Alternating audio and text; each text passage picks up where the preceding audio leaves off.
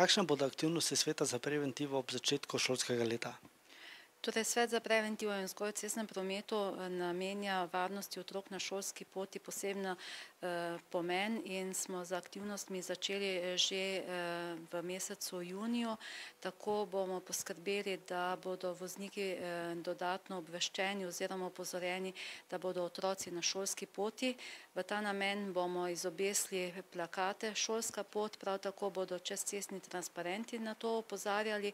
Šole bodo pred začetkom šolskega leta na mestih namestile preventivne table. Tako rekoč pred vrati pa je tudi Evropski teden mobilnosti. Kako se boste vključili vanj? Torej, letošnje leto poteka že jubilejno 10. leto Evropskega tedna mobilnosti in v tednu od 16. do 22. septembra številne aktivnosti načrtuje tudi Mestna občina Maribor in v te aktivnosti se že tradicionalno vključuje tudi Svet za preventivo in vzgojo v cestnem prometu, in sicer za 20. septembra načrtujemo vzgojno-preventivno akcijo namenjeno mladim kolesarjem pod naslovom Drugačna pot v šolo s kolesom.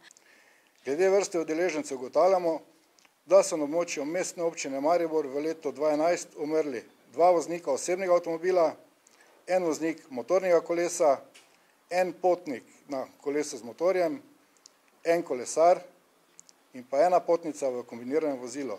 Kot vzrok prometnih nesreč je na območju Mestne občine Maribor izstopajo premiki z vozilom, zatem neupoštevanje pravil o prednosti, neustrezna varnostna razdalja, nepravilna stran in smer vožnje in pa neprilagojena hitrost. Prometna varnost otrok se je na območju Mestne občine Maribor v tem času izboljšala. V prometnih nesrečah je bilo udeleženih 23, lansko leto 45 otrok, med katerimi ni bilo smrtnih žrtev, kakor tudi ni bilo hudo telesno poškodovanih. 21 otrok ali 50% manj je bilo lahko telesno poškodovanih. Otroci so bili v prometnih nesrečah najpogosteje udeleženi kot potniki, in sicer v 71,42%. Povzročitelji prometnih nesreč z udeležbo otrok so bili v največjih primerih vozniki osebnih avtomobilov.